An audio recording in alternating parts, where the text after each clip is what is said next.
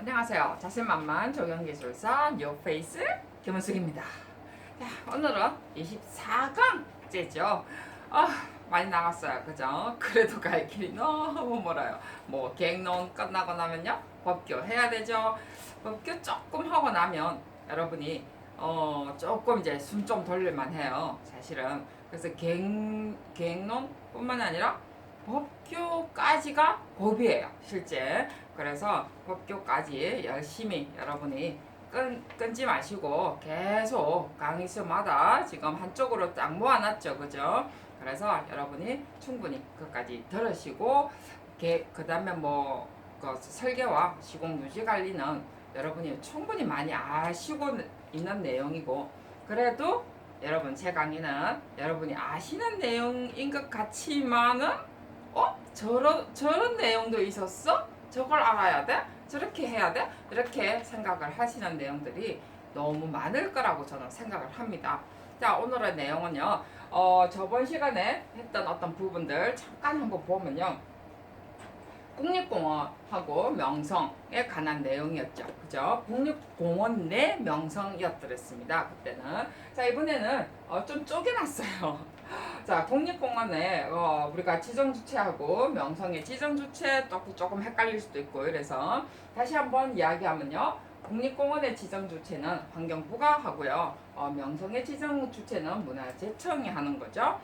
그 다음에 목적은 왜 환경부가 하느냐면 생태 환경을 보존이라든지 문화 역사를 보존하기 위해서 우리가 환경부가 지정할 수밖에 없는 상황이라고 생각을 해야 되겠죠. 그 다음에 이제 명성 같은 경우는 문화 역사 보존에 관한 내용입니다. 그 다음에 이제 유형으로 가서 보면 국립공원은 산악형 18개가 있죠. 그 다음에 해상 해안형 4개가 있었댔고요. 사적형은 하나가 있었습니다.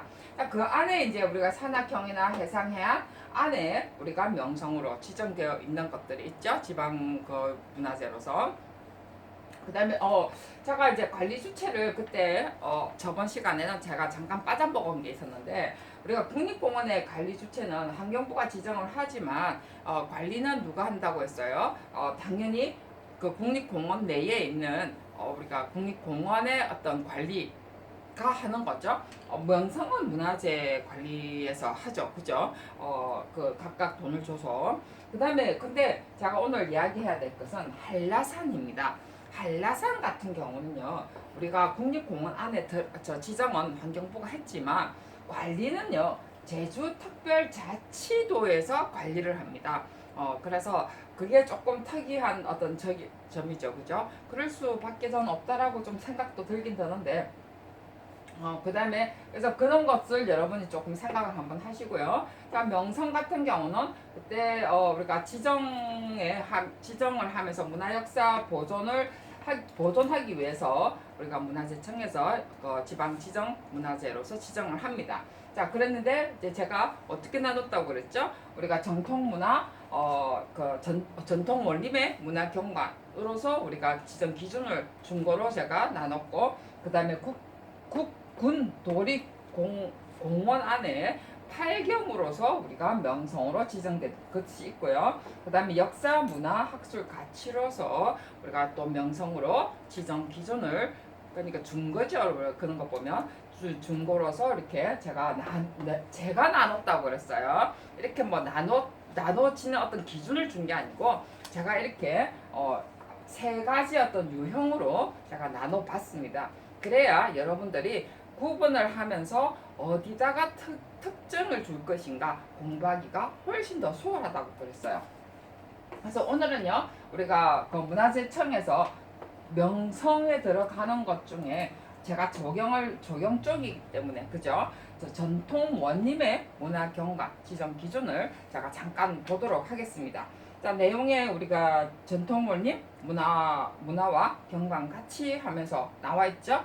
제가 이렇게 구분을 해놨는데, 구분은 크게 이렇게 뭐 별따로 비교를 하기 위해서 구분은 해놓은 건 아닌 것 같아요. 제가 읽어봐도. 그래서 그냥 어떤 특징을 가지고 있는가를 보여주기 위해서 이렇게 두 개씩 묶어 놓은 것 같아요. 제가. 그래서 저 보면 원림 문화 경관에 물론 앞에는 전체적으로 어떤 이 저 지역별로 묶어놨고 이번에는 전통 원룸 문화경관 국공립도립공원 8경으로서 역사문화 학술 가치로서 이래서 제가 잘라놔서 지금 설명을 다시 드린다고 그랬어요. 그래서 여기 보면 강진의 백운동 원룸과 환벽당 이론 이래가지고 우리가 해놨습니다. 그죠? 두 개 다 전남이네요. 그죠? 물론 저도 가보지는 못했어요. 저도 그래서 여러분도 다 우리가 가볼 수는 없겠죠. 그죠? 그래서 여러분들이 이 사진을 물론 첨부된 사진 말고도 충분히 한번 보시길 바랍니다. 자, 백운동 하면서 자, 이제 제가 조금 이제 여기 중요한 것은 저는 줄치는 않는데 여러분도 조금 줄칠 필요가 있죠. 전남에 우리가 백운동 원님 같은 경우는요. 그 사실 두 개 다 별서예요. 한벽단도 별서고. 그런데 지정 건거 쪽으로 봤을 때 우리가 원룸으로서 문화 경관 가치 결국은 이게 두 개 다가 어디든 보면 원룸은요 실제로 별서는요 우리가 풍수 지리에 의거해서 실제로 만들어져 있어요. 나중에 우리가 풍수 지리의 어떤 준거에 의해서 어떤 형태로 만들어지는가 한번 제가 한번 간략히 나중에 설명을 드릴 텐데요. 일단 그런 내용이 있다라는 거 한번 보시고 여기 보면 제일 중요한 게 백운동 같은 경우는요. 그 정약용의 백운동 백운동도의 어떤 화첩에 그죠? 그 그림이 그려져 있다라는 것이 정말해서 보존이 돼 있다는 거죠. 그림상으로 화첩에 그림상으로 보존이 돼 있다라는 것에 어떠한 중요성을 저는 두고 싶어요. 솔직히 말해서 물론 문화재청은 꼭 그런 건 아니겠지만 저는 항상 어떻게 지정을 했을 때 나중에 우리가 어디로 간다고요? 명성에서 그 세계유산이라든지 이런 쪽으로 가기 위해서 항상 뭐예요? 우리가 지정의 어떤 그 역사적으로 보존의 어떤 문헌이 있느냐 없느냐를 많이 따지거든요. 그래서 백운동은 우리가 정약용의 어떤 백운동 첩에 백운동 도동 화첩에 그림이 그려져 있더라라는 거 하고요. 여러분은 당연히 내용을 한번 보셔야 돼요. 그리고 그 시문에도 그 배경을 해서 시를 지었던 내용들이 있다라는 거, 지금 현존하고 있다라는 거죠. 그 다음에 이제 우리가 백운동 같은 경우는 그 담양 소세원이라든지 그 다음에 또 완도 복일도 저는 이곳은 다 가봤어요.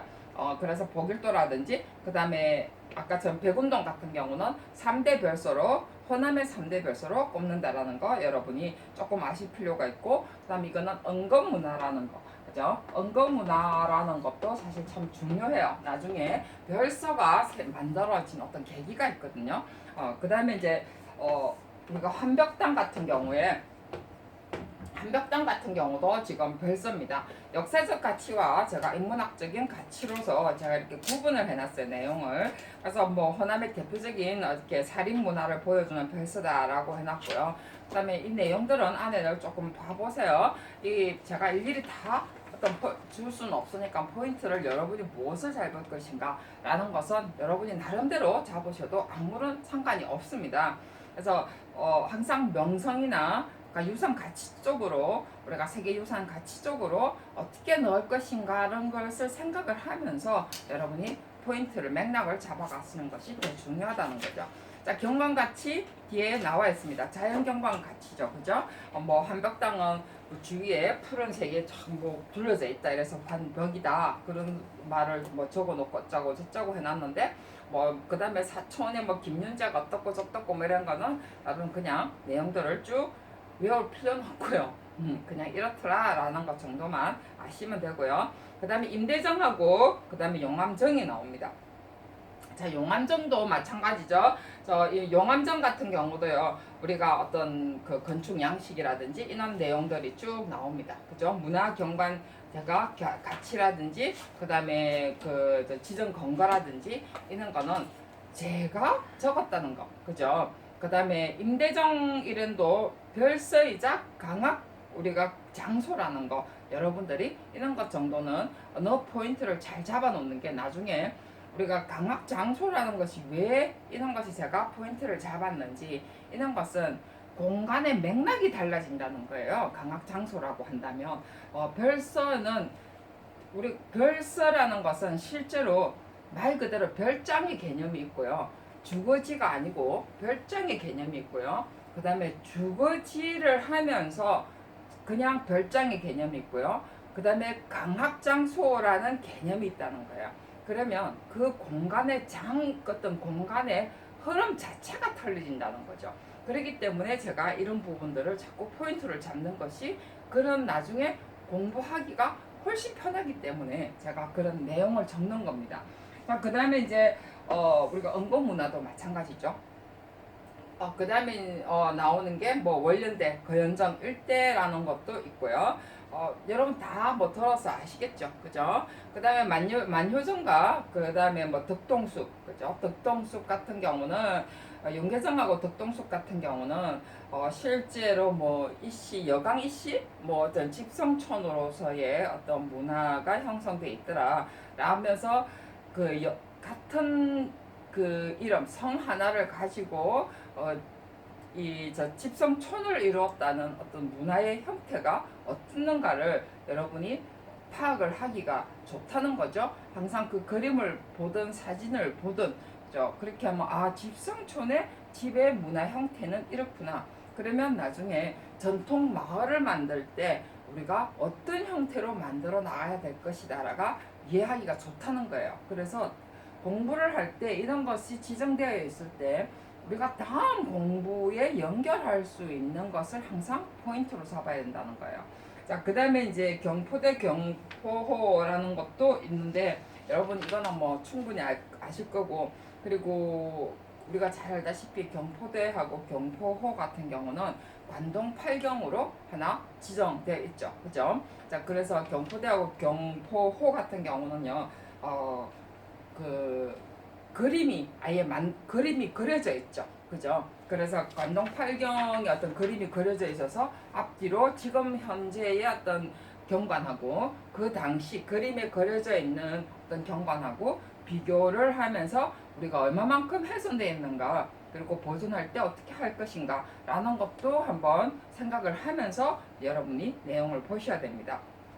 자, 그 다음에 이제 나오는 것이 전통원인 문화경과는 이렇게 여러분이 공부를 하셔야 되고요. 그 다음에 국도립의 공원 중에 8경이 나오는데요. 우리가 있었죠. 지리산이라든지 속리산, 그 다음에 설악산, 그 다음에 주황산, 또 뭐가 있었나요? 한라산. 그죠? 최대한 그 5개의 어떤 국립공원 정도는 안에 뭐가 있는가는 공부를 하셔야 됩니다. 그 중에 속리산의 화양구곡은요, 충분히 공부를 하셔야 돼요. 화양구곡이 구곡문화, 주자학하고 연결되어 있는 문화이기 때문에 우리가 앞에는 화엄사가 있었죠, 그죠? 화엄사도 나중에 사찰 요즘 뭐 그렇게 중요한 부분은 아닙니다만은 시험에. 그래서 어쨌든 사찰의 공간의 어떤 형태가 있어요. 그래서 그런 것은 뒤에 사진, 제가 그림을 그려서 공간 맥락만 이렇게 그림을 브록으로 끼워놨습니다. 그래서 그것도 한번 보시고요. 자, 일단 뭐 공원 내의 그 명성들을 쭉 설명하기는 너무 많습니다. 왜요? 우리나라의 산은요, 우리나라의 4분의 3을 차지하기 때문에 그렇기 때문에 여러분들이 요것은 제가 그냥 쭉 넘어가겠습니다.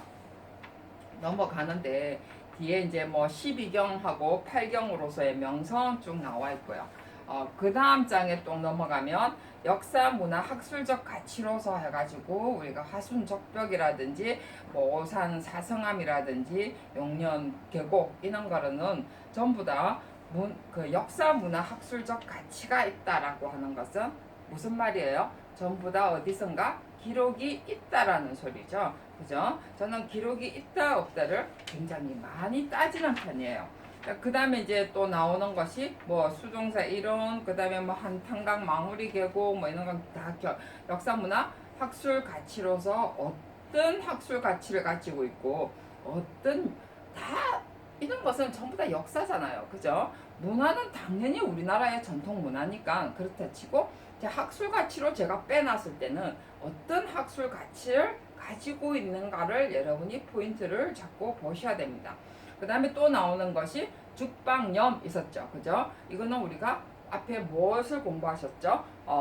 우리가 농업유산, 세계 농업유산으로 우리가 등록이 돼 있다라는 거. 자, 이것도 아까도 이야기했지만 그만큼 학술 가치 쪽으로도 있을 뿐 아니라 우리가 역사, 문화, 그리고 유산의 가치까지 있다라는 것을 우리가 포인트를 잡아가면서 여러분이 늘 공부해야 된다는 거 잊지 마시고요. 그 다음에 또 쭉쭉 넘어가서 쭉 넘어가면 뭐 금령소 뭐 선돌이 나오는데 금령소도 사실 중요하죠. 그죠? 우리나라의 어디예요? 우리나라 공식 인정된 한강의 발원지라는 거 정도 여러분이 한번 쭉 또 보시고요. 그 다음에 뭐 선돌 뭐 이런 거는 뭐 그렇다 치더라도 한반도 지형 뭐 이런 것도 뭐 섭지 여러분 이건 충분히 잘 아실 거라고 생각을 하고 자 섭지 같은 경우는 여기도 보면 람사르에 등록이 돼 있다는 거 그죠? 과거에는 이거 저 등록이 안 돼 있는데 지금은 우리가 보존을 하기 위해서 또 람사르에 등록을 했다라는 거 여러분이 잘 아시고요. 그 다음에 뒤에 넘어가는 것이 구공문화인데요. 구공문화를 우리가 좀 더 아셔야 됩니다. 왜냐하면 조금 전에도 이야기했던 것처럼 속리산의 화양구곡 자 근데 화양구곡만 우리나라에 유일하게 구곡으로 인정을 해요. 실제로는 5개 중요한 구곡이 있습니다. 물론 여기에 책에 보면요. 우리나라 전국 150여 개의 구곡이 있다고 해요. 그랬는데 그 150여 개의 구곡은요. 당연히 많겠죠. 우리나라가 4분의 3이 아름다운 산으로 둘러싸였기 때문에 구곡이 있는 것은 맞습니다. 그랬는데 화양구곡만 명성으로 지정이 되어 있다는 거죠.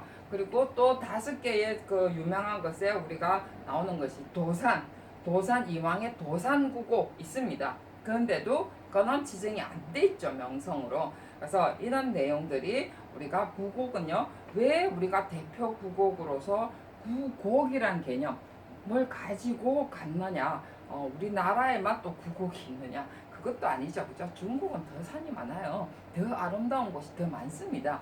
그래서 우리가 이런 문화, 그 구국의 문화에 관한 역사와 그 다음에 어떻게 변화되어 왔고 앞으로 어떻게 변화를 우리가 시킬 것인가 라는 내용을 가지고 다음 시간에 찾아뵙도록 하겠습니다. 수고하셨습니다.